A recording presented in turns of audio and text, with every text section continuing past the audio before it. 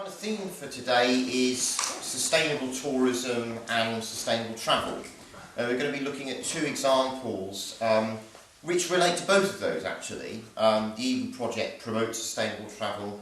Devon and Cornwall Rail Partnership, which is ostensibly a sustainable travel project, is embedded within a tourist area. So two examples, both very different. We're not today necessarily looking for you to compare the two like we were on Friday, so I'm not trying to say here's one example and another example, both trying to do the same thing. They're both obviously entirely different, but they're both nice examples. One obviously a mega project, one very much a micro project. Now we're going to look at this kind of idea of sustainable tourism, and you may not have been exposed to that a great deal because you might not have done it in your first degree, and we don't really teach it on this particular programme. Sustainable tourism is an institutional concept kind of derived very much from the European level and is filtered down through the national, the regional, the local level as you would expect. And at the European level, it's kind of embedded in the European Environmental Action Programmes. I suppose the one that has the most resonance still with us is the fifth Environmental Action Programme, 92 to 2002. We're obviously now in the sixth Environmental Action Programme, but it was the fifth one that kind of institutionalised tourism was one of the 5 key areas of work in that EAP. And they looked at various different issues, the major one of which was integration of tourist economic activity within wider economic activity. And the most potent kind of policy to come out of that EAP was of course the LEADER programme or LEADER Plus programme run by the European Union, particularly in areas of low economic productivity. Cornwall of course being an example of that because it has European Objective 1 status. And LEADER programmes were intended at the European level very much to generate tourist activity in those areas of low economic production and particularly were focused on rural areas.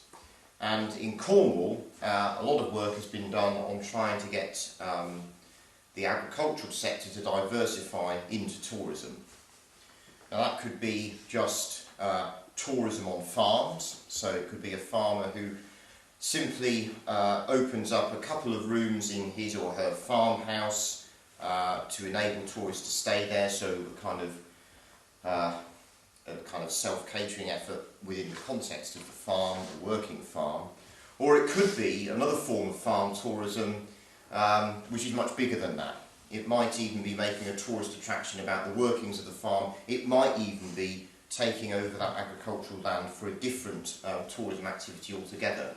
So a go-kart track or a cycle route or something like that. So there's lots of different sort of ways that that's worked. But that was very much from the European level down to the local level.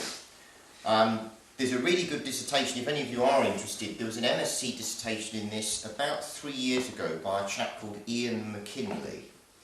And that's you can get all these from the university library.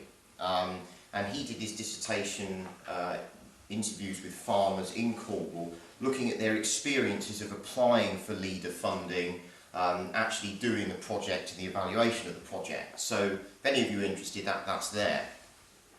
At the national level, we've got our National Tourism Strategy, which is Tomorrow's Tourism, published in 1999 by the Department for Culture, Media and Sport. That, of course, is a tourism strategy, not a sustainability strategy.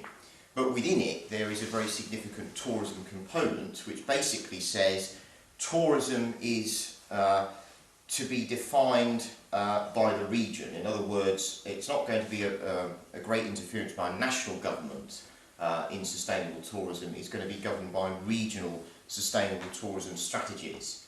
And in the southwest we have our own regional sustainable tourism strategy, which is called Footprints, and it's got a wonderful picture on the front of a big footprint in the sand, which obviously relates to this idea of the ecological footprint. And that strategy is within the context of the integrated regional strategy in the southwest, which is called Just Connect, which is what Andrew Austin was talking about on Friday.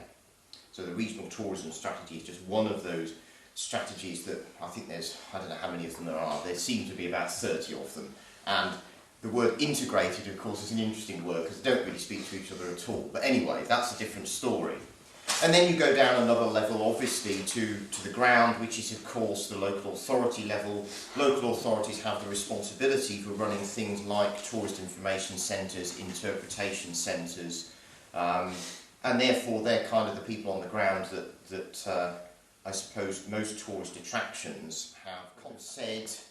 The term sustainable tourism is really, it doesn't really work, because the idea of having the word sustainable in the front of the word tourism is very problematic, because tourism is based in most cases on some kind of, and again inverted commas, exploitation of the natural environment. Now the exploitation may be in terms of resources, but it may simply be our consumption in some way of the natural environment. We're staying here today, obviously this kind of place is a classic example of that, because people want to come on holiday here because of the natural environment around it. And many people have argued that tourism simply cannot be sustainable in environmental terms. Again, that is a debate that is going on. It's been defined, or people have tried to define it in various different ways. The two that are worth looking at if you're interested are by the World Tourism Organization, not to be confused with World Trade Organization, and their websites are subtly different. I think it's WTO.org, and the World Tourism and Travel Council, WTTC. Both of them have their own views about what sustainable tourism is, but the kind of central elements of it are, not surprisingly, environmental protection and resource protection. On the social side, very often these come down to debates relating to equity. So trying to make development, particularly in the developing world, in some way equal, or introduce equity between, on the one hand, people who are coming in to consume in the form of tourism, and on the other hand you've got, for want of a better word, local indigenous people, and how those conflicts can be met. So it's an issue. It's also an issue in Cornwall, where we are today. We're talking over breakfast about second homes. On the one hand, you've got a lot of local people who want to get jobs, who want to buy houses. They're often being prevented from doing so because there are people coming in from outside who are tourists, ostensibly, buying properties and then pricing people out of the market. So that's problematic as well. And that obviously relates to economic debates. How do you try and enable tourism to be used for good rather than for bad in an area like this? So those are the kind of ways you would see those kind of three ideas of environmental, economic and social sustainability. But sustainable tourism, again, as a thing, as an entity, can be seen as in sort of three ways. And a paper was written in the late 1990s by Richard Welford, who said, well, you can see sustainable tourism as three things, really. You can see it, firstly, very cynically, as a new market form. So in other words, sustainable tourism is just like eco-tourism used to be, or green tourism, or forms of rural tourism, or any sub-form of tourism that is used by tourism professionals as a marketing tool, as a way of reaching a new market that appears to be emerging. In other words, sustainable tourism has an end shelf life, and eventually it will be superseded by something else. It's just another way of exploiting the market in purely economic terms. Secondly, you could see it as a new paradigm for tourism. So rather than being cynical, you could say, well, actually, sustainable tourism is a new way of doing tourism. It's an overarching concept, an overarching paradigm for the way we do tourism in the future. So we, a bit like the planning system that Andrew was talking about on Friday, we begin to see sustainable tourism as the kind of framework for all tourist activity, no matter what it is and what it's interested in.